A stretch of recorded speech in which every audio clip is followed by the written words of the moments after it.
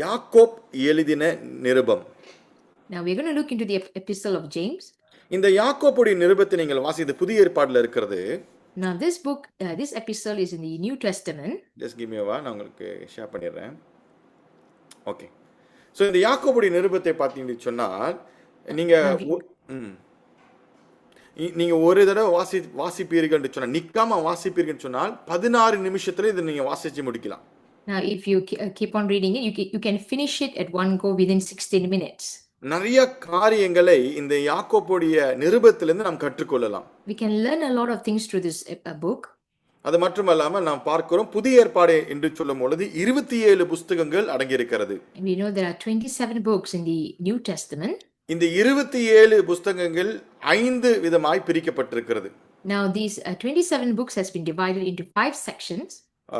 4 சுவிசேஷ புத்தகங்கள், 4 gospels, ஒரு சரித்திர புத்தகம் அதுதான் அப்போஸ்தலர் நடபடிகள், one is history which is the book of Acts, 13 Pavul எழுதின நிருபங்கள், 13 நிருபங்கள், 13 Pauline epistles, பிறகு நீங்கள் 8 பொதுவான நிருபங்கள் என்று சொல்லி நான் பார்க்கிறோம், and 8 general epistles, கடைசியாக ஒரு தீர்க்கதரிசன புத்தகம் அதுதான் வெளிப்படுத்தின விசேஷம், and lastly the book of Revelation which is the prophecy book.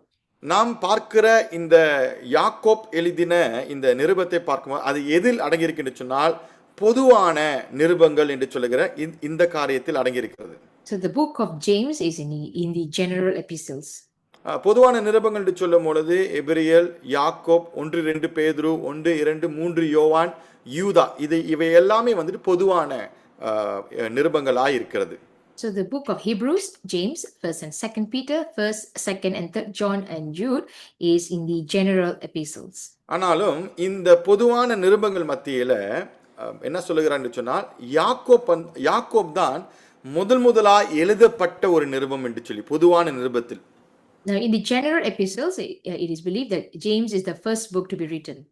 அதாவது எப்படி சொன்னால் கிபி 45ஆம் ஆண்டிலிருந்து கிபி 49ஆம் ஆண்டுக்குள்ள எழுதப்பட்டது தான் இந்த யாக்கோப்பின் நிருபம். Now this book has been written within AD 45 to AD 49. இன்னைக்கு நம்முடைய காலத்துல இதுவும் வேதத்தில் பங்கு என்று சொல்லி நாம் கொண்டாடி கொண்டிருக்கிறோம். இந்த காரியத்தை ஏற்றுக்கொண்டு விட்டோம். Today we have accepted that this book is part of the Bible scripture. Celebrating it. ஆனாலும் நீங்க கவனித்தீர்கள் சொன்னால் ஒரு சில புத்தகங்களை பார்க்கும் பொழுது 3ஆம் நூற்றாண்டு வரையிலும் இப்படியாக ஒரு டிபேட், ஒரு தர்க்கம் போய் கொண்டிருந்தது, இது வேதாகமத்தில் நாம் சேர்க்க முடியாதா என்று சொல்லி. But there was some debate until the 3rd century whether this book can be included in the New Testament. இந்த புத்தகங்கள் தான் நான் காமிக்கிற இந்த புத்தகங்கள், அதில் ஒன்றுதான் Yakob. These books were debated whether they can be included in the scripture and one of them is the book of James. ஏன் இதை சேர்க்க முடியாது அப்படினு சொன்னால் இது கள்ளோபதேசம் அல்லது வேற மாதிரியான உபதேசத்தினால அல்ல. Why they were not included why these books are not included in the New Testament before the 3rd century, it is not because these were false doctrine or anything like that. Actually it was included, இது இருந்தது, ஆனாலும் அவர்கள் இன்னும் இது காண்டியான ஒரு debate போய் கொண்டிருந்தது, இது வைத்திருக்க வேண்டுமா அல்லது எடுத்து விடலாமா என்று சொல்லி வேத பகுதியில் இருந்து சொல்லி. So it was included in the New Testament but there were a debate whether it should be continue to be in the New Testament or not. So அதெல்லாம் நான் சொன்னபடியாக ஏன் இது வந்து கள்ள உபதேசத்தினால இல்ல வேறொரு உபதேசத்தினால அல்ல, ஆனாலும் not due to heresy, ஆனாலும் சில காரணங்களுக்காக இந்த காரியத்தை வைத்திருக்க வேண்டுமா வேண்டாமா என்று சொல்லி ஒரு கிட்டத்தட்ட 300 வருஷத்துக்கு இந்த புத்தகத்தை குறித்து அவர்கள் வாக்குவாதம் செய்து கொண்டிருந்தார்கள். So there were debate for around 300 years whether these book can be included in the canon of scripture. அதில் முதலாவது தான் என்னவென்று சொன்னால் எழுத்தாளர் உரிமை. First one would be authorship. அவருடைய கேள்வி இந்த 300 வருஷத்துக்கு இந்த நிருபத்தை யார் உருவினார், இந்த நிருபத்தை யார் எழுதினார் என்று சொல்லி ஒரு பெரிய கேள்வி இருந்தது. So there was a big question, who is the author of the book of James? நாமெல்லாம் பார்க்கலாம் யாக்கோப் முதல் அதிகாரம் முதல் வசனத்திலே கவனிக்கலாம், இந்த மாதிரி அங்க பேர் போடப்பட்டிருக்கிறது. we can see that in James chapter 1 verse 1 itself, the name James is already there. ஆனாலும் அதுக்கு நாம் போவதற்கு முன்பாக ஒரு சில வசனங்கள் பார்ப்போம். மற்றவர்கள் அந்த மற்ற நிருபங்களை எழுதும்போது தன்னை எப்படி அவர்கள் அறிமுகப்படுத்துகிறார்கள் என்று சொல்லி கவனிப்போம். But before we go into that, let's see how other authors will introduce themselves in their epistles. உதாரணத்துக்கு நாம் வாசிக்கப்போமாக 1 பேதுரு முதல் அதிகாரம் முதல் வசனத்தை நாம் வாசிக்கப்போம். For instance, let's read 1 Peter chapter 1 verse 1. Peter, an apostle of Jesus Christ, to God's elect, exiles scattered throughout the province of Pontus, Galatia, Cappadocia, Asia, and Bithynia. தமிழ்ல வாசிக்கப்போமாக இயேசு கிறிஸ்துவின் அப்போஸ்தலன் ஆகிய பேதுரு ஓகே பொந்து போதும். Thank you Anki. இந்த இடத்துல பேதுரு இந்த நிருபத்தை எழுதும் பொழுது தன்னை தெளிவாக தெரியப்படுத்துகிறார் அவர் யார் என்று சொல்லி. When Peter wrote this book, he clearly introduced himself. அப்போஸ்தலனாகிய இயேசு கிறிஸ்துவின் அப்போஸ்தலனாகிய பேதுரு என்று சொல்லும்போது எல்லாருக்கும் தெரியும். So when he introduced himself as an apostle of Jesus Christ Peter, everyone knew who he is. அதே மாதிரி தான் 2 பேதுரு 1:1 அப்படியாக தான் தன்னை அவர் வெளிப்படுத்துவார். அதுல இன்னும் தெளிவாக சீமோன் பேதுருவாகிய நான் என்று சொல்லுவார். So in 2 Peter chapter 1 verse 1, he will clearly introduce himself as Simeon Peter. எல்லாருக்கும் தெரியும் சீமோன் பேதுரு என்று சொல்லும் பொழுது அவர் யார்? அவர்தான் இயேசு கிறிஸ்துவுடைய சீஷர் அப்படின்றது எல்லாருக்கும் தெரியும். So when he introduced himself like this, everyone aware that this is the disciple of Jesus Christ. இன்னொரு நிருபத்துடைய ஆரம்பத்தை நாம் வாசிப்போம். யூதா முதல் வசனத்தை வாசிப்போம். Let's read Jude 1. Jude, a servant of Jesus Christ and a brother of James, to those who have been called, who are loved in God, the Father, and kept for Jesus Christ. இயேசு கிறிஸ்துவினுடைய ஊழியக்காரனும் யாக்கோப்பினுடைய சகோதரனுமா இருக்கிற யூதா, பிதாவாகிய தேவனாலே பரிசுத்தமாக்கப்பட்டவர்களும் இயேசு கிறிஸ்துவினாலே காக்கப்பட்டவர்களுமாகிய அழைக்கப்பட்டவர்களுக்கு எழுதுகிறதாவது. So இந்த யூதாவிலையும் கவனிக்கும் பொழுது நல்ல தெளிவாக யூதா சொல்லுகிறான் இயேசு கிறிஸ்துவோடைய ஊழியன்காரன் மட்டும் அது மட்டும் சொல்லாமல் யாக்கோப்புடைய சகோதரன் என்று சொல்லி தெளிவாக அந்த இடத்துல அவன் சொல்லுகிறான். So in the book of Jude, Jude clearly introduced himself as the servant of Jesus Christ and brother of James. So அதெல்லாம் இங்கே பார்க்கும் பொழுது இதில் எந்த ஒரு குழப்பமும் இல்லை. இந்த நிருபங்களை பேதுரு நிருபத்தை எழுதின யார், யூதா எழுதினவை யார் என்று சொல்லி நல்ல தெளிவாக போடப்பட்டிருக்கிறது. So it is written clearly who wrote the book of Peter and who wrote the book of Jude. ஆனாலும் நீங்கள் யாக்கோப் முதல் அதிகாரம் முதல் வசனத்தை வாசிப்பீர்கள் என்று சொன்னால், but if you read the book of James chapter 1 verse 1, நாம் வாசிப்போம். James, a servant of God and of the Lord Jesus Christ, to the 12 tribes scattered among the nations, greetings. தேவனுக்கும் கர்த்தராகிய இயேசு கிறிஸ்துவுக்கும் ஊழியக்காரனாகிய யாக்கோப்பு, சிதறி இருக்கிற 12 கோத்திரங்களுக்கும் வாழ்த்துதல் சொல்லி எழுதுகிறதாவது.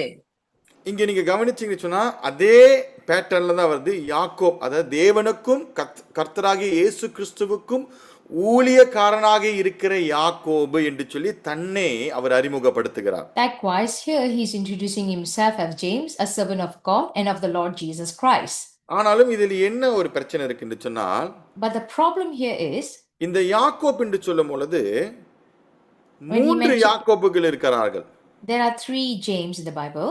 இதுதான் அவர்களுடைய பெரிய ஒரு வாக்குவாதமாக இருந்தது. இந்த 3 யாக்கோபில் எந்த யாக்கோப் இந்த புஸ்தகத்தை எழுதினார்? Now that is why there was a debate. They wanted to know which James actually wrote the book of James. இப்ப யாக்கோப், யோசப், யேசுவா என்று இந்த மாதிரி பெயர்கள்லாம் வந்து ரொம்ப காமனான பெயர்கள். அந்நாட்களில் ரொம்ப பரவலாக பயன்படுத்துகிற ஒரு பெயர்கள். Now the name like Jude, Jacob, James are very familiar names on those days. So உதாரணத்துக்கு நான் ஒரு முறை நம்ம சர்ச் ஜெரமையா இருக்கிறாரு, நம்ம சர்ச் ஜெரமையா ட்ரம்மர் இருக்கிறாரு. In our church drummer Jeremiah, அவர் வந்து எனக்கு drum விளாடணும். he's supposed to play drum for me. நான் என்ன செஞ்சேன், ஜெரமையா கூப்பிட்டு சொன்னேன், ஐயா நம்ம ப்ராக்டிஸ் வந்து ஃப்ரைடே வைக்க வேணாம், நம்ம ஸ்ட்ரெயிட்டாக சண்டே வச்சிருவோம் அப்படின்னு சொன்னேன். So I told him, let's have our practice on Sunday straight. No need to have it on Friday. அப்போ அவர் என்கிட்ட திருப்பி சொன்னாரு, So he told me. மாமா அப்படின்னு கூப்பிட்டாரு. நானும் யோசிக்கிறேன், ஏன் ஜெரமையா என்னை மாமான்னு கூப்பிடுறாருன்னு. So he called me Mama, ah, and I was wondering why he's referring me as Mama, uncle. மாமா மாமா வருவேன், ஆனால் கொஞ்சம் லேட்டாக வருவேன், ஏன்னா டைப்பிங்லேருந்து வரணும்னு சொன்னேன். And then he said, Uncle, I'll be coming, but it'll take some time because I'll be coming from typing para. அப்போ தான் நம்ம ஃபோனில் பார்க்கும் பொழுது நம்ம ஜெரமி கூப்பிட்ற பதிலாக என்னோட சொந்தக்காரர் Jeremy கூப்பிட்டுருக்கேன் டைப்பிங்கில்.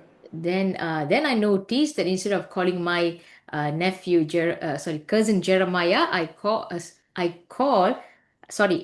instead of calling our church drummer, I called my cousin Jeremiah in typing. என்னோட ஃபோனில் கான்டாக்ட் மட்டும் ஜெரமாயா, ஜெரமி ஜான்சனே எனக்கு 3 இருக்குது, ஜெரமாயா 2-3 இருக்குது, ஜெரமி எனக்கு நிறையா இருக்குது. அவ்வளோ பேர், இந்த ஜெரமி பேர் உள்ளவங்க வந்து அவ்வளோ பேர் இருக்கிறாங்க. ரொம்ப காமனான பேராக இருக்குது இந்த நாட்களில். So even in my phone contacts, I have few names like Jeremy, Jeremiah. So there are very familiar names like this. ஒரு நான் யோசிச்சு பாருங்க, ஒரு நாள் எனக்கு ஒரு கடிதம், ஒரு மொட்டை கடிதாசி வருது, கீழே ஜெரமின்னு போட்டு வருது.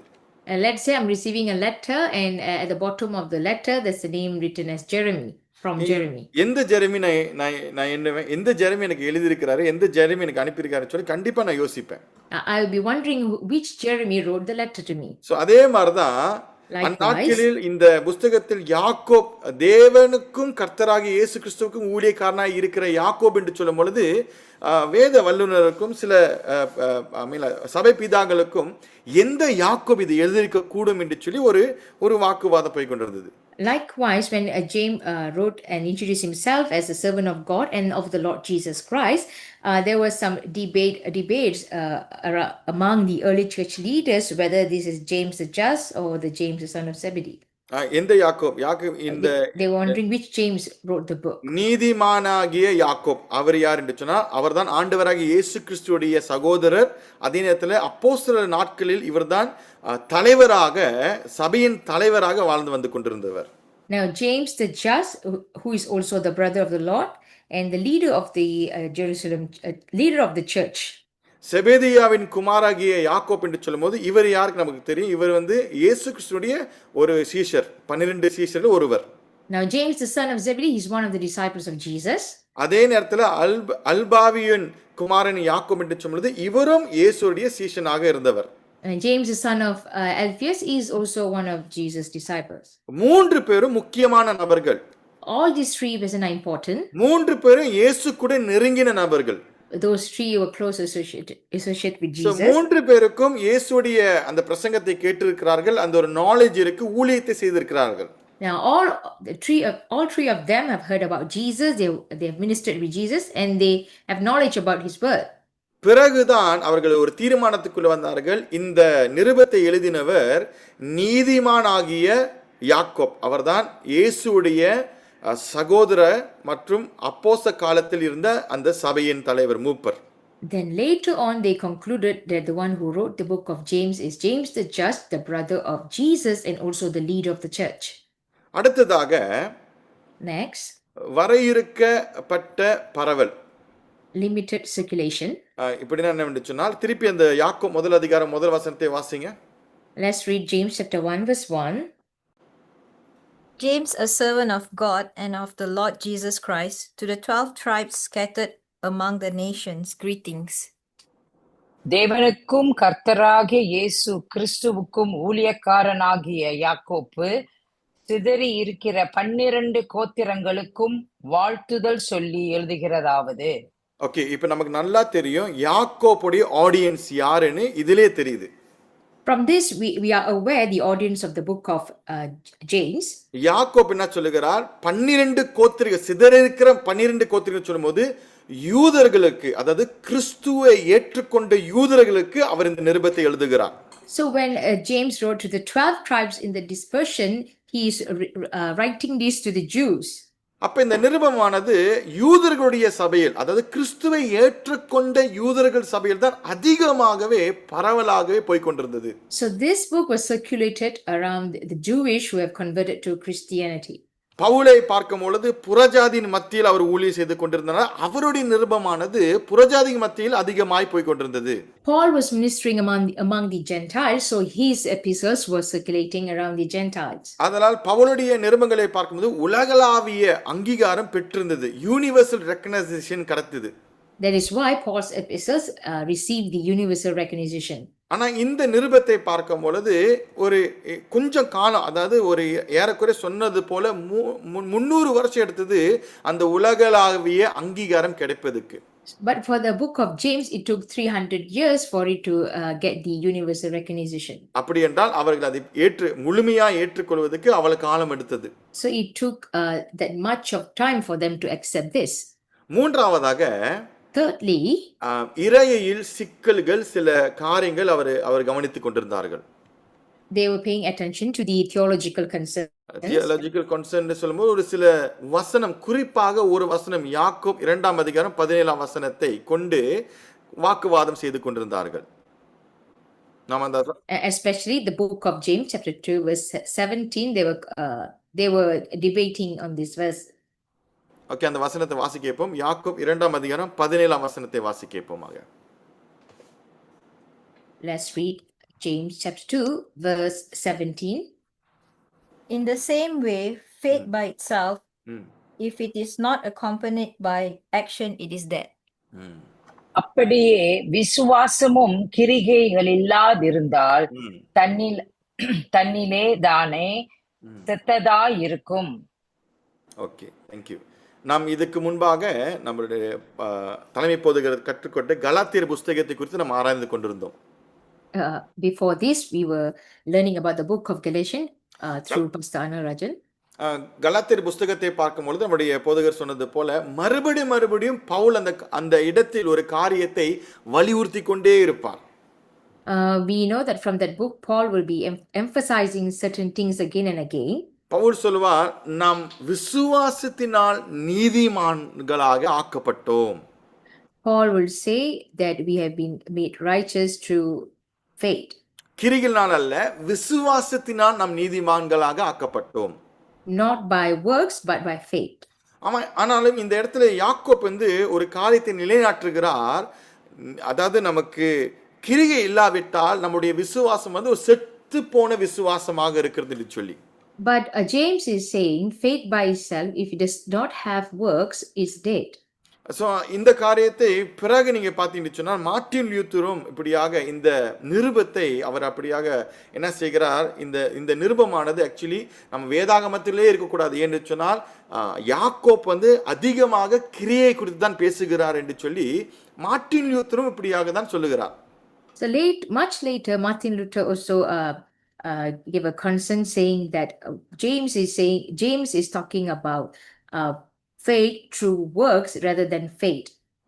ஸோ அதனால் இங்கே பார்க்கும் பொழுது நாம் பார்க்கிறோம், இதோடைய விடையை நாம் பார்க்கும் பொழுது இங்கே ஆக்சுவலி யாக்கோப் பவுலுடைய வசனத்திற்கோ அல்லது பவுலுடைய உபதேசத்துக்கு எதிராகவோ அல்லது புறம்பாகவும் அது பேசவில்லை. ஆனாலும் அதை மறுபடியுமாக யாக்கோப் உறுதிப்படுத்துகிறார்.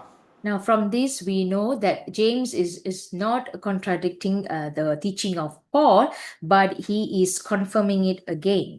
ஏன் என்று சொன்னால் யாக்கோப் என்ன சொல்லுகிறார் சொன்னால், விசுவாசம் என்பது, நல்ல கவனிங்க, விசுவாசம் ரெண்டு காரியம், விசுவாசம் ஒன்று, கிரியை ஒன்று, இன்னொன்று. Okay, James is talking about faith and works. Yakob பேசுகிற விசுவாசமானது கிரிகையானது விசுவாசத்துக்கு பிறகுதான் வருகிறது. The works that written by James is coming after the faith. விசுவாசத்துக்கு முன்னாடி வரல. Is not coming before the faith. அப்படி என்றால் கிரிகை நமக்கு கிரிகையானது நமக்கு ரட்சிப்பு கொடுக்கல. நம் ரட்சிக்கப்பட்டதுனால நம் நல் கிரிகை செய்வதற்கு நம்ம அப்படியாக நியமிக்கப்பட்டிருக்கிறோம். இதுதான் யாக்கோப் சொல்லுகிறான். So works are not the means of our salvation, they are the result of it. இங்க நம்ம பவுலியை பார்க்கும் பொழுது அவர் விசுவாசத்தை குறித்து மட்டும் பேசவில்லை, கிரியை குறித்து பேசியிருக்கிறார்.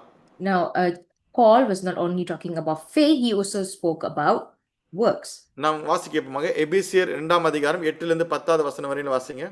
Let's read Ephesians chapter 2 verses 8 till 10. நாம் இதுக்கு முன்படி கலாத்தியர் புஸ்தகத்தில் கவனித்தும் பவுல் இப்படியாக அதிகமாக நாம் விசுவாசத்தினால் பிழைப்போம், நாம் விசுவாசத்தினால் நீதிமான்களாக ஆக்கப்பட்டோம் என்று சொல்லி மறுபடியும் சொல்லி வந்து கொண்டிருந்தாலும் பவுல் கிரியை குறித்தும் அவர் பேசுவார். We know that from the book of Galatians, Paul will strongly emphasize on faith, We are salvation saved by through grace faith. through We are faith. saved through faith, but he also spoke about works. நாம் வாசிப்போம். கிருபையினாலே விசுவாசத்தை கொண்டு இரட்சிக்கப்பட்டீர்கள். இது உங்களால் உண்டானதல்ல, இது தேவனுடைய ஈவு. 10வது வசனத்தை வாசிங்கம்மா.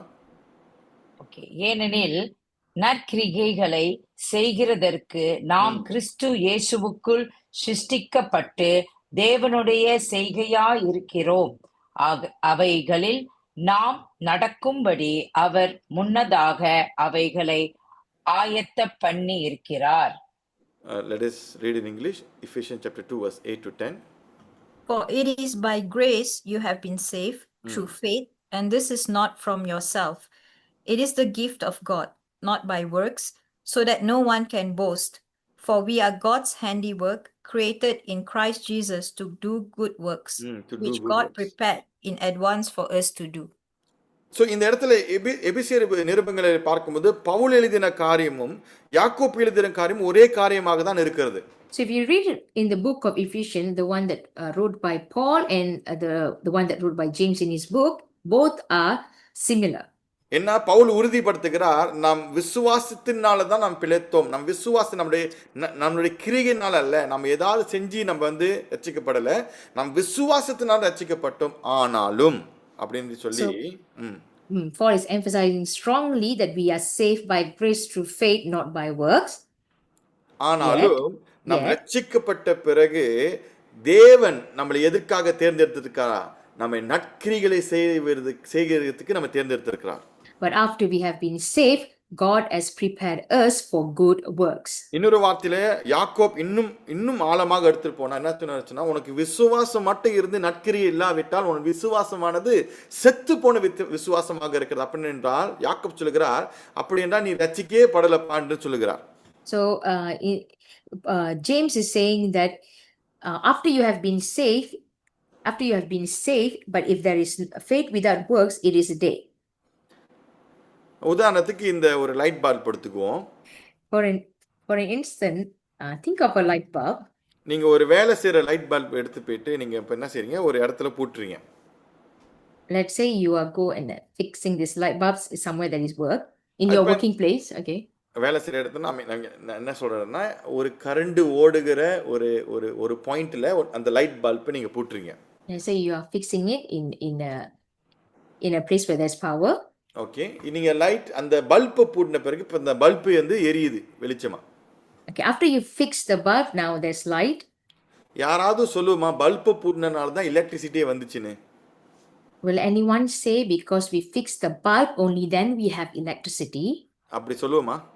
Will we ever say that? நம்ம என்ன சொல்லுவோம்னா, அது ஏன் லைட் இருக்குன்னா because electricity இருக்கிறதுனால தான் பல்ப் எரியுது.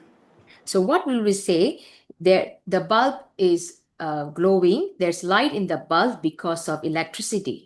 So அதனால் இப்போ நீங்க பல்ப் போட்டி கூட லைட் அந்த இடத்துல அந்த வெளிச்சம் வரலனா அதோட அர்த்தம் என்னவென்று சொன்னால் எலக்ட்ரிசிட்டி இல்ல, அதனால தான் அந்த லைட் அந்த பல்ப் எரியல. Now let's say if there's no நீங்க பல்ப் போட்டி கூட அந்த பல்ப் எரியலனா அப்பனா அங்க எலக்ட்ரிசிட்டி இல்ல. Okay, let's say you fix a bulb and there's no electricity and there's no light. So what will we say? There's no electricity. That is why the bulb is not working. யாக்கோபு தான் சொல்லுகிறார். This is what James. நீங்க ரட்சிக்கப்பட்டிருந்தீங்கன்னா கிரியைகள் அங்க வேலை செய்யணும், அங்க கனி இருக்கணும். Let's say this is what James says. Let's say you have been saved. There must be some fruits. There must be some good. There must be some works. அந்த கனி என்று சொல்வது நற்கிரிகள், குட் ஒர்க்ஸ். அந்த குட் ஒர்க்ஸ் அந்த கனி இல்லாவிட்டால் அப்ப அது எப்படிப்பட்ட விசுவாசமாக இருக்கிறது? செத்து போன விசுவாசமாக இருக்கிறது. முதலாவது நீ ரட்சிக்கப்பட்டியால் என்று சொல்லி எனக்கு சந்தேகமாக இருக்கிறது. So that is why James is saying if you have been saved, then the good works it will be inevitably shown. If not, it is like your faith is like dead. It is dead. பிறகுதான் அவர் கண்டுபிடித்தார்கள் யாக்கோப்புடைய அந்த உபதேசமானது பவுலுக்கு எதிராக போகவில்லை, ஆனாலும் பவுலோடைய அந்த உபதேசத்தை யாக்கோப் இன்னும் பலமாய் உறுதிப்படுத்துகிறார். Only then the early church fathers came to understand that the teaching of James is not contradicting the teaching of Paul, but it is confirming the word teaching of Paul. சொன்னது போல இந்த நிருபத்தை யார் எழுதின என்று சொல்லி குழப்பம் இருந்தது. Yes, earlier there was a confusion who wrote the book of James. பிறகு ஏன் அந்த தாமதம் இருந்து சொன்னால் ஒரு குறிப்பிட்ட ஒரு சில சபைக்குள் ஒரு சமுதாயத்துக்குள்ள தான் இந்த ஆரம்ப நாட்களில் இந்த நிருபமானது போய் கொண்டிருந்தது. Secondly, the circulation of this book was just around a smaller group. மூன்றாவதாக இந்த நான் சொன்னது போல அதாவது விசுவாசமா அல்லது நற்கிரிகளா என்று சொல்லி இந்த ஒரு குழப்பமும் தர்க்கமும் இருந்தது. And thirdly, there was some confusion whether faith is by work or salvation is by faith or works. இதெல்லாம் சரி பார்த்த பிறகு கடைசியாக யாக்கோபோடின் புஸ்தகம் ஏற்றுக்கொள்ளப்பட்டது. After measuring all of these, in the end, the book of James was accepted. இது கிபி 3ஆம் நூற்றாண்டில் இறுதி பகுதியில் ஏற்றுக்கொள்ளப்பட்டது, அதாவது சேர்க்க கொள்ளப்பட்டதுன்னு சொன்னா ஏற்கனவே இருந்ததுதான், ஆனா முழுமையாகவே உலகளாவியாகவே அவர்கள் எல்லாரும் ஏற்றுக்கொண்டார்கள். So at the end of the 3rd century, they completely accepted it. இது யார் உறுதிப்படுத்தினார்னு சொன்னால் சபை பிதாக்கள்.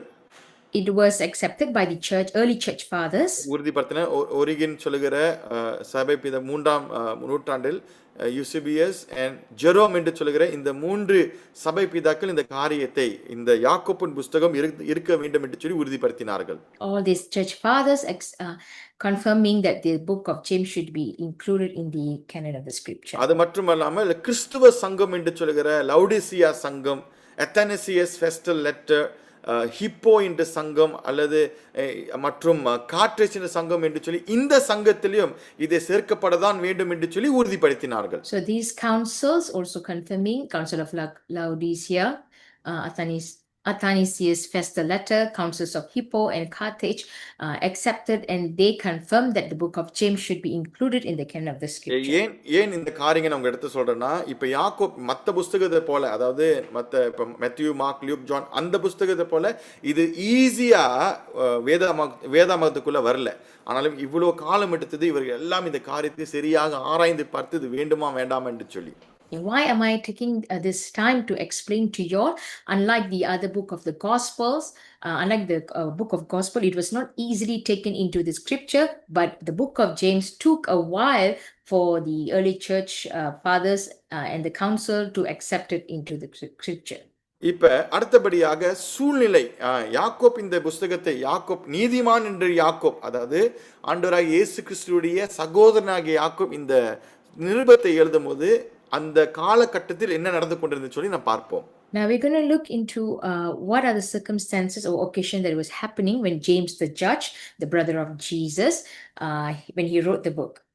ஏன் அவர் இப்படியாக இந்த யூத கிறிஸ்தவர்களுக்கு இந்த நிருபத்தை நிறுவினார் அல்லது எழுதினார் என்று சொல்லி நான் கவனிக்க போகிறோம். We're going to look into the reasons why he wrote this letter, the epistles to the Jewish Christians. முதலாவதாக நீங்க பாத்தீங்கன்னா இந்த யூதர்கள் அவர்களுடைய பழைய பழக்க வழக்கங்களை விட்டு தன்னுடைய எல்லா செய்கிற காரியத்தை விட்டு இயேசு கிறிஸ்துவை ஏற்றுக்கொண்ட பிறகு என்ன நடந்தது என்று சொன்னால் அவர்களுக்குள்ளாக ஒரு உபத்திரம் உண்டானது. Now what happened when the Jewish let go of their old rituals or habits when they came to Christianity? They were going through persecution. நம்ம இது யாக்கோப் 1 அதிகாரம் 2வது வசனத்திலே வாசிக்க முடியும். வாசிங்க. We can learn about this in James chapter 1 verse 2. Consider it pure joy, my brothers and sisters, whenever you face trials of many kinds. என் சகோதரரே, நீங்கள் பலவிதமான சோதனைகளில் அகப்படும் போது 3 வாசிக்கிறார். 3 உங்கள் விசுவாசத்தின் பரீட்சையானது பொறுமையை உண்டாக்கும் என்று அறிந்து அதை மிகுந்த சந்தோஷமாக எண்ணுங்கள். பாருங்க, யாக்கோப் இந்த காரியத்தை, அதாவது இந்த நிருபத்தை எழுதும் பொழுது ஆரம்பத்தில் அவர் என்ன எழுதுகிறார், உங்களுக்கு இப்படிப்பட்ட காரியங்கள் அதாவது உபத்திரம் ஏற்படும் பொழுது நீங்க என்ன செய்யணும்? அது சந்தோஷமாய் ஏற்றுக்கொள்ளுங்க என்று சொல்லுகிறார். So when James wrote this book, when the church, when the Jewish Christians were facing persecution, he said, take upon it, count it all with joy. So நான் இந்த இடத்துல நீங்கள் கவனித்தீங்கன்னு சொன்னால் யூதருக்கு அவ்வளோ பெரிய எப்படிப்பட்ட ஒரு உபத்திரம் என்று சொல்லி நீங்கள் கேட்கலாம். Now you may ask what kind of persecution the அது குறித்து வர நாட்களில் Christians went through. அது குறித்து வரும் நாட்களில் வரும் வாரங்களில் குறித்து பேசுவார்கள். You will learn it from in next upcoming weeks. ஆனாலும் நான் உங்களுக்கு ஒரு சின்ன ஒரு உதாரணம் கொடுக்கிறேன். இந்த காலத்துல Let me give you நடக்குது. some examples, something that is happening nowadays. இப்போ நான் இந்த தமிழ்நாட்டுக்கு இப்போ நான் இடையில இப்போ போயிட்டு வந்தேன். இந்த கிராமத்துக்கு தான் நான் போயிட்டு வந்தேன். Now I went to this village last week. இந்த கிராமத்தோட பேர் வந்து கோயிலுத்தூர் என்று சொல்லுவார்கள். கோயிலுத்தூர். இந்த கிராமத்தோட The name of the village is Koilattur. Okay சரி Koilattur. Okay the name of the village is Koilattur. Koilattur. Okay so நீங்கள் பார்த்தீங்கன்னு சொன்னால் இந்த கிராமத்தில் முக்கியமாக இங்கே நிறைய கிராமங்கள் இருக்கிறது. இந்த பகுதியில் நிறைய கிராமங்கள் இருக்கிறது. There are a lot of villages in this area. ஒவ்வொரு கிராமத்திலையும் பார்த்தீங்கன்னா இருக்கிறவங்க எல்லாமே அவங்க சொந்தக்காரங்க தான் இருப்பாங்க. If you look at all those villages, all of them are related somehow. இன்னொன்று வந்து இந்த கிராமத்தில் கிறிஸ்தவங்களே யாரும் கிடையாது, இன்னும் இல்லை. There are no Christians in those villages. So இந்த கிராமத்தில் பார்த்தீங்கன்னு சொன்னால் ஒரு நபர் கிறிஸ்துவனாய் மாறிவிட்டார். Okay, let's say someone becomes a Christian in this village. அந்த முழு கிராமமே ஒன்று நின்று அந்த குடும்பத்தை ஒதுக்கிடுவாங்க. இன்னைக்கு வரைக்கும் நடக்குது அது. குடும்பத்தை ஒதுக்கிடுவாங்க. So what will happen? The villages will isolate the Christian people there. ஏன்னு சொன்னா இன்னமும் நீங்க பாத்தீங்கன்னா இந்த தமிழ்நாட்டுல இந்த சாதி என்று சொல்லி பாகுபாடு இருக்கிறது. Even till today, there are problem among the Indians in South India because of caste. அது ஏன் நான் சொல்றேன்னா Why I'm saying this? நான் ஒரு நாள் அந்த பிஷப் கூட என்ன செஞ்சேன், ஒரு ஈவினிங் வாக் ஒரு 1.5 மணி நேரம் நான் நடந்து போனேன் அவர் கூட. One evening I went for a walk with the bishop for half an hour. So நீங்க பாத்தீங்க இந்த 3 பேர் நிக்கிறாங்களே, இந்த 3 பேர், அந்த 3 பேர்கிட்ட வந்து நான் என்ன செஞ்சேன், அவங்க பக்கத்துல போனேன், என்னதான் செய்றாங்க இன்ட்ரெஸ்டிங்கா இருக்குன்னு சொல்லி. So when near to them, these three people, when I went near to these three people, இவரு 3 பேர் இருக்காங்க. ஆனா இவங்க பக்கத்துல ஒருத்தங்க இருப்பாங்க, அவர் தான் தலைவர், நல்லா உடுத்திருந்தாரு, ஒரு ஓரத்துல நின்று இருந்தாரு. so there was a leader standing there and he was dressed well. அவர் என்னை பார்த்து கேட்டாரு, நீங்க எங்க அப்படின்னு கேட்டேன். எந்த ஊருன்னு கேட்டாரு என்னை முத. So first of all he asked me where am I from. இந்தியாவில் உங்களை பார்த்து தமிழ்நாட்டில் எந்த ஊருன்னு கேட்டாங்கன்னா உங்களை அக்கறையோடு கேட்குறாங்கன்னு மட்டும் நினைக்காதீங்க.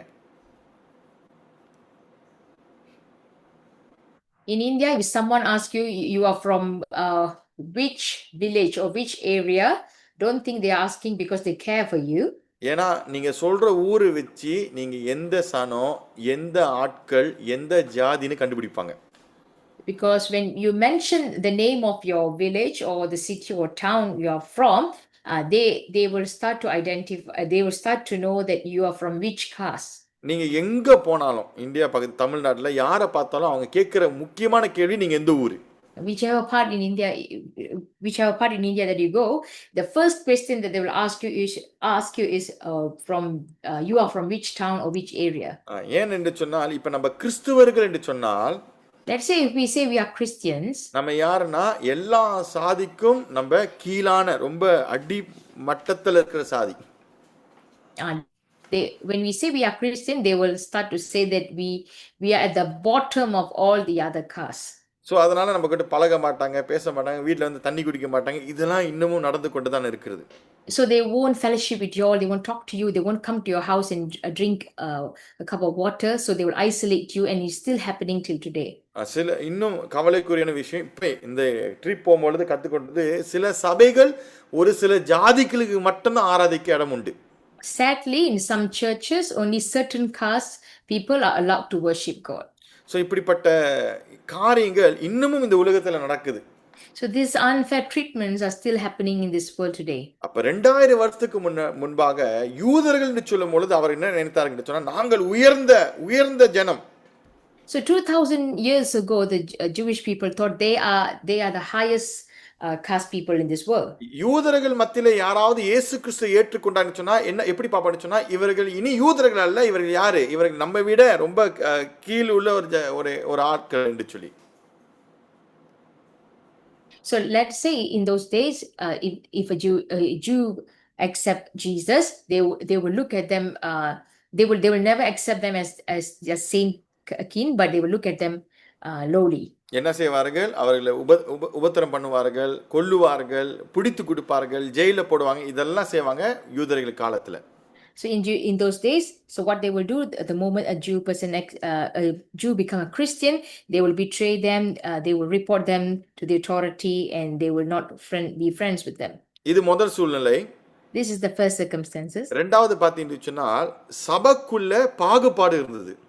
Secondly, there were a partiality in பாகுபாடு என்று சொல்லும் பொழுது பணக்காரங்களுக்கும் ஏழைகளுக்கும் வித்தியாசம் இருந்தது. The way they treated, அவங்கள பார்க்கும் பொழுது ஒரு வித்தியாசமாய் பார்த்து கொண்டிருந்தார்கள் சபைக்குள்ளேயே.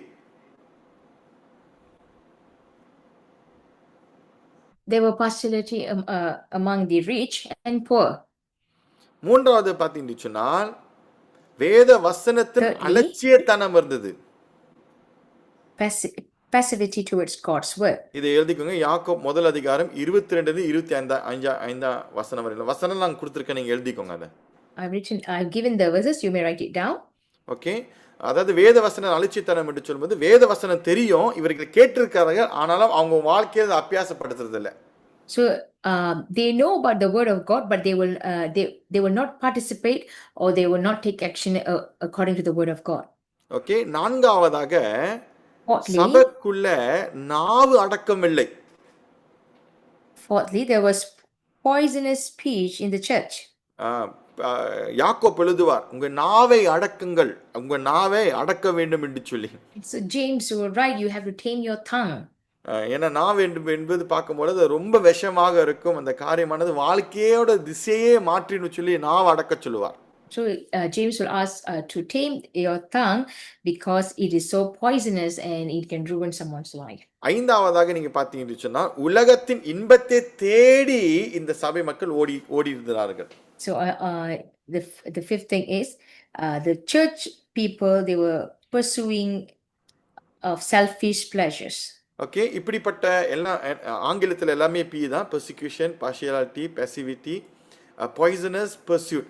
இந்த 5 காரியங்களும் இதுதான் அந்த சபையின் நிலைமையாய் அல்லது அந்த யூதர் கிறிஸ்துவ சபை இருந்த நிலைமையாய் இருந்தது. Now this was the circumstance or the condition of the Jewish Christians at that time.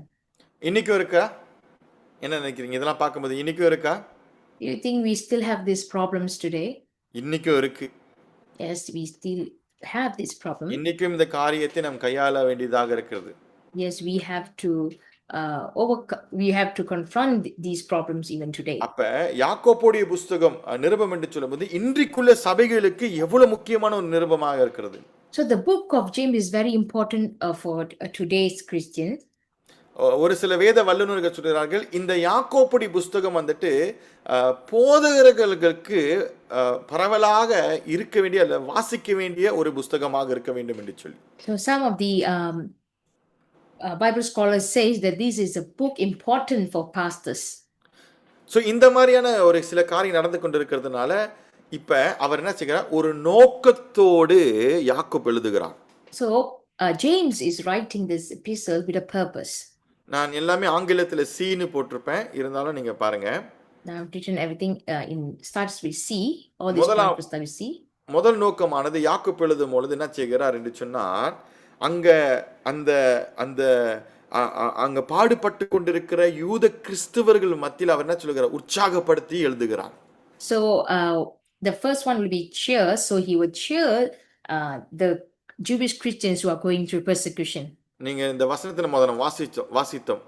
எப்படி எழுதுகிறான்னு சொன்னால், சந்தோஷத்தோடு ஏற்றுக்கொள்ளுங்கள். இது நடக்கும் பொழுது உங்களுக்கு பாடுகள் வரும் பொழுது அந்த காரியத்தை நீங்கள் சந்தோஷமா ஏற்றுக்கொள்ளுங்கள் சொல்லி அவர் என்ன செய்கிறார்? அந்த இடத்துல அவர்களை உற்சாகப்படுத்துகிறார். So he will encourage them to count it all joy when they are going through trials of various kinds. இரண்டாவதாக அவர் பாவத்துக்கும் சுய காரியங்களுக்கும் எதிர்த்து நிற்க எழுதுகிறார். Secondly, he will ask the people to stand firm towards sin and selfishness. He will challenge them. அவர் யாக்கோப் 5ஆம் அதிகாரம் 1-6 வசனம் வரை எழுதிக்கோங்க. அவர் வந்து சேலஞ்ச் சொல்லுவார், நீங்க என்ன செய்யணும், இதுக்கு நீங்க எதிர்த்து நிற்க வேண்டும் என்று சொல்லி சொல்லுவார். He will challenge them that they need to come against sin and selfishness. மூன்றாவதாக பார்த்தீங்கன்னு சொன்னால் கிறிஸ்துவை போல ஞானத்தை வளர்த்து கொள்ளுங்கள் என்று சொல்லி யாக்கோப் 1 அதிகாரத்தில் 5வது வசனத்தில் எழுதுவார். Thirdly, he will ask them to cultivate Christ-like wisdom. உலக ஞானம் அல்ல, not the wisdom of this world, உலக ஞானங்கள் அல்ல, ஆனால் கிறிஸ்துவுடைய ஞானத்தை நீங்கள் வளர்த்து கொள்ள வேண்டும். but he will ask them to cultivate Christ-like wisdom, not the wisdom of this world. நான்காவதாக ஒரு அழைப்பை கொடுப்பார். அவர்கள் எல்லாரும் தங்களுடைய வாழ்க்கையை முழுமையாகவே ஒப்பு கொடுக்க ஒரு அழைப்பு கொடுப்பார். Fourthly, he will give a call for complete commitment to God. ஐந்தாவதாக நமக்கு எல்லாம் தெரிந்த ஒரு காரியம், விடாமல் ஜெபம் பண்ணுவதற்கு அவர் ஒரு அழைப்பை கொடுப்பார். And fifthly, he will command continual communion in prayer. So இந்த காரியத்தை பார்த்தீங்கன்னா again see தான் cheer, challenge, cultivate, call and command. இந்த 5 காரியங்களை கொண்டு யாக்கோப் இந்த யூத கிறிஸ்துவர்களுக்கு அவர் என்ன செய்வார், எழுதி அவர்களை பலப்படுத்துவார். So James will write this cheer, challenge, cultivate, call and command, and he will encourage the Jewish Christians at that time. ஆனாலும் இந்த புஸ்தகத்தோடைய அல்லது நிருபத்தோடைய முக்கிய கருத்து என்னவென்று சொன்னால், but the important theme of this book is theme or keyword என்னன்னா, உண்மையான விசுவாசம் நல்ல கனியை கொடுக்கும் என்று சொல்லி தான் அவர் அப்படியாக வலியுறுத்துவார். The keyword of this book is genuine faith produces faith. நல்லா கவனிங்க, கனி அல்லது கிரிகள் வந்து நம்மளை ரட்சிப்புக்குள்ளாக வழிநடத்தும் அல்ல. இவர் என்ன சொல்லுவார், உண்மையா நீ ரட்சிக்கப்பட்டனா, உனக்குள்ளாக உண்மையான ஒரு விசுவாசம் இருக்கும் என்று சொன்னால் நல்ல கனியை கொடுக்கிற அல்லது நற்கிரிகளை செய்கிற ஒரு கிறிஸ்தவனாய் இருப்பாய். So he's not saying that works will grant you salvation, but genuine faith produces godly works. So அதனால் இங்கே இந்த முக்கிய சொல்லை பார்க்கும் பொழுது விசுவாசம், அதுதான் ஃபெய்த் தான் அதோட முக்கிய சொல். So the keyword is faith. Faith என்று சொல்லும்போது கிரேக்க மொழியில பிஸ்டிஸ் என்று சொல்வார்கள், PISTIS. Faith in Greek is called pistis. அப்படி என்றால் இந்த காரியத்தை இந்த பிஸ்டிஸ் என்று சொல்லும் பொழுது நம் கிரிகள் மூலமாய் நம்முடைய விசுவாசத்தை வெளிப்படுத்துவது, நம்முடைய நற்கிரிகள் மூலமாக நம் விசுவாசத்தை வெளிப்படுத்துவது. The meaning for pistis in Greek is especially in relation to how it is proven by works. இன்னொரு வார்த்தையை சொல்ல போனா நல்ல சாட்சியாய் வாழ்வது. How to be a good testimony, good example. Okay, so இதுதான் இந்த புஸ்தகத்தோடைய ஒரு முக்கிய சொல் என்று சொல்லலாம், அல்லது முக்கிய கருத்து என்று கூட சொல்லலாம். We can say this is the important theme of this book. சரி, இன்னும் வருகிற 3 மாசத்தை பார்க்கும் பொழுது நான் சொன்னது போல ஒரு 13 டாபிக்ஸ் இன்ட்ரோடக்ஷன் முடிச்சாச்சு. 12 டாபிக்ஸ் இது வந்து கொடுத்தது வந்து நம்முடைய தலைமை போதகர் தான். அவர் தான் நமக்கு இந்த டாபிக்ஸை கொடுத்து அவர் செய்ய சொன்னார். It is our senior pastor who has given us these 13 topics. So நம்ம இதோடைய அவுட்லைன், இந்த யாக்கோப்புடைய நிருபத்தின் அவுட்லைன் பார்க்கும்போது அநேக அவுட்லைன்கள் இருக்குது. நீங்கள் வேறு கமெண்ட்ரி எடுத்து பார்க்கும்பொழுது வேறு அவுட்லைன் இருக்கும். ஆனாலும் நாம் கற்றுக்க போகிற இந்த 3 மாதம் கற்றுக்க போகிற அவுட்லைன் என்ன சொல்லி நான் உங்களுக்கு சொல்லிடுறேன். Okay, I'm going to tell you what are we going to learn, what are the outlines that we're going to learn in this coming 13 weeks. Okay, நாம் குறிப்பாக எதில் நாம் கவனிக்க போகிறோம் சொன்னால், நாம் ஓவர் கமிங், அதாவது நாம் மேற்கொள்வதில் குறித்து இந்த அதிகமாக நான் பேச போகிறோம். We are going to learn about overcoming. நீங்கள் அடுத்த வாரம் பார்த்தீங்கன்னு சொன்னால் நாம் சோதனை அல்லது துன்பத்தை நாம் எப்படி மேற்கொள்வது என்று சொல்லி நாம் பார்க்க போகிறோம். Next week we're going to learn about overcoming trial. அதுக்கு பிறகு சோதனை நாம் எப்படி மேற்கொள்வது என்று சொல்லி நாம் பார்க்க போகிறோம். Then overcoming temptation. இதெல்லாம் ஸ்டில் வந்து முதல் அதிகாரத்தில் தான் இருக்கும். இந்த 3 வாரத்தை பாருங்க, இந்த முதல் அதிகாரத்தில் தான் நாம் அடங்கியிருப்போம். The first 3 weeks will be in chapter 1. மூன்றாவதாக சுய மோசத்தை நாம் எப்படி மேற்கொள்வது. Thirdly, overcoming self-deception. அடுத்தது 2ஆம் அதிகாரத்துக்கு நாம் சொல்லுவோம். Next we will go to chapter 2. பாகுபாடை நாம் எப்படி மேற்கொள்வது. Overcoming favoritism. மூன்றாவதாக செயல்கள் இல்லாத விசுவாசம். இங்க நம்ம நிறைய காரியங்களை படிப்பு நினைக்கிறேன். செயல்கள் இல்லாத விசுவாசத்தை நாம் எப்படி மேற்கொள்வது? Then overcoming deedless faith. அடுத்தது 3வது அதிகாரத்துக்கு நாம் போவோம். When you go to chapter 3. நாவை, அதாவது நாவை நாம் எப்படி அடக்குவது அல்லது நாம் எப்படி மேற்கொள்வது? Overcoming the tongue. அடுத்ததாக இந்த உலகத்தின் ஞானத்தை நாம் எப்படி மேற்கொள்வது? Next, overcoming worldly wisdom. அடுத்ததாக வாக்குவாதங்களை நாம் எப்படி மேற்கொள்வது? And overcoming arguments. நீங்க அடுத்தது 4வது அதிகாரத்துக்கு வந்து விட்டோம். என்னவென்று சொன்னால் பெருமையை நாம் எப்படி மேற்கொள்வது? Chapter 4, overcoming boasting. பேராசையை நாம் எப்படி மேற்கொள்வது? Then chapter 5, overcoming greed. அதே 5ஆம் அதிகாரத்துல பாடுகளை நாம் எப்படி மேற்கொள்வது? Chapter 5, overcoming suffering. கடைசியாக ஜெபமின்மை என்பது அந்த காரியத்தை நாம் எப்படி மேற்கொள்வது? ஜெபமில்லாத வாழ்க்கையை நாம் எப்படி மேற்கொள்வது? Lastly, overcoming prayerlessness. ஸோ அதெல்லாம் நம்ம இந்த டாபிக்ஸ், அந்த காரியங்களை, இந்த அவுட்லைன், இந்த கட்டமைப்பை பார்க்கும்போது பாருங்க, இன்னைக்கும் சபையாட்களுக்கு விசுவாசிகளுக்கு தேவைப்படுகிற ஒரு காரியமாக தான் இருக்கிறது. So if you look at the outlines, even today the church need of these topics. So அதனால் நம்மளுடைய பாடம் முடிந்து விட்டது. So we have come to a conclusion. ஆனாலும் இந்த கன்க்ளூஷன், இந்த முடிவை நான் எப்படி எடுத்து போக விரும்புகிறேன். This is how I want to finish it. யாக்கோபுடைய புஸ்தகம் ஆரம்ப நாட்களில் இப்படியாக ஒரு வாக்குவாதத்துக்குள்ளாக இருந்தாலும், although the book of James were in dispute, it was disputed writings. இன்னைக்கு பார்த்தீங்கன்னு சொன்னால் அநேக பேர்களுக்கு ஒரு தாக்கம் உண்டாக்குகிற அல்லது ஒரு பலத்தை கொடுக்கிற, கிறிஸ்துவோடைய ஜீவத்துக்கு ஒரு பலத்தை, ஒரு உபதேசத்தை பண்ணுகிற ஒரு நிருபமாக இருக்கிறது இன்றைக்கு. Today it is strengthening and challenging the church. இந்த காரியத்தை நாம் பார்க்கிறோம். அந்த நாட்களில் யூதர்களுக்கு மட்டுமல்லாமல், கிறிஸ்தவர்களுக்கு மட்டுமல்லாமல், it was not only useful for the Jewish Christians. உலகளாவியவே ஏற்றுக்கொண்டார்கள் என்று சொன்னால் இந்த புஸ்தகத்தோடைய சில சாரம் அம்சமானது சபை இன்றைக்கும் கற்றுக்கொள்ள வேண்டும். Okay, the church has to learn even today all the qualities which is in this book. So இன்னைக்கு பார்த்தீங்கன்னா யாக்கோபுடைய நிருபம் என்று சொல்லும் பொழுது இன்னைக்குள்ள தலைமுறைக்கும் நமக்கு பலப்படுத்துகிறதாகவும் அதே நேரத்தில் நம்மளை சேலஞ்ச் பண்ணுகிற ஒரு புஸ்தகமாக இருக்கிறது. So the book of James challenges every generation of Christians to live out today. Every generation, even today's Christian, இன்னைக்கு உள்ள கிறிஸ்துவர்களுக்கும் இது ஒரு பயனுள்ள புஸ்தகமாக இருக்கும். அது மட்டுமல்லாமல் இந்த புஸ்தகமானது ஒரு முக்கியமான ஒரு கிறிஸ்துவோடைய ஜீவியத்தை வாழ்கிற நமக்கு கொடுக்கிற ஒரு புஸ்தகமாக இருக்கிறது. So this book is challenging so that we can live out a genuine and active consistent faith. ஒருவர் இப்படியாக இந்த கதையை சொல்லி நான் முடிக்கிறேன். ஒருவர் அழகாக ஒரு கதையை சொன்னார். இந்த யாக்கோபுடைய புஸ்தகத்தை நம்ம எப்படி எடுத்துக்கொள்ள முடியும் என்று சொன்னால், someone said this, someone shared a story and I'm going to conclude it. He said how we can look into the book of James. இன்னைக்கு பாத்தீங்கன்னு சொன்னா நம்ம வீட்ல எல்லாருக்கும் கண்ணாடி இருக்கு. Now all of us has a mirror. முகம் பார்க்கிற கண்ணாடி. The mirror that we use to see our faces. அந்த கண்ணாடியானது நம்ம இடத்துல என்ன செய்யும்? உண்மையை தான் சொல்லும். So what the mirror will do, it will reflect us. It will reflect us and reflect the real us. நம்மள ஒரு உண்மையான நபர் யாரு, நம்மளுடைய முகம் எப்படி இருக்கு, நம்மளுடைய முடி எப்படி சீவப்பட்டிருக்கு, சீவிருக்கா இல்லையான்னு சொல்லி ஒரு உண்மையான ஒரு தோற்றத்தை தான் அது காமிக்கும். So the mirror will only reflect the true us. இன்னைக்கு எல்லாரும் என்னை உள்பட நம்ம அன்னாட கண்ணாடி பார்க்கிறோம். Including me, all of us uses mirror. நல்லா இருக்கணும், நல்லா சீவி இருக்கணும் அப்படி சொல்லி நம்ம கண்ணாடி பார்க்கிறோம். So that we will look neat and decent. யாக்கோபுடைய புஸ்தகம் அப்படிதான். ஒரு சொல்லுகிறான் யாக்கோபுடைய புஸ்தகம். The book of James is likewise. யாக்கோபுடைய புஸ்தகமானது ஒரு கண்ணாடி போல, ஒரு கிறிஸ்துவ ஜீவியத்துக்கு கண்ணாடியை போல அப்படின்னு சொல்லி. The book of James is like a mirror for a Christian life.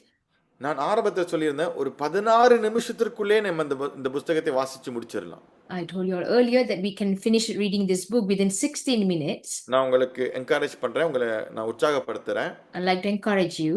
நம்ம 3 மாதம் எடுத்து இந்த பாடத்தை நாம் கற்றுக்கொள்ள போகிறோம். We're going to take 3 months to go to a deeper study in this book. ஒரு முறை இல்ல, மறுபடியும் இந்த புஸ்தகத்தை நீங்க என்ன செய்யுங்க, மெடிடேட் பண்ணுங்க. நீங்க என்ன செய்யுங்க, மறுபடியும் தியானம் பண்ண ஆரம்பிங்க இந்த புஸ்தகத்தை. Keep on meditating upon this book. இது நம்மளை மாற்றும். It will change us. Okay, God bless you. உங்கள் அடுத்த பாடத்தில் நாம் சந்திக்கிறோம். Thank you. Thank you. God bless you.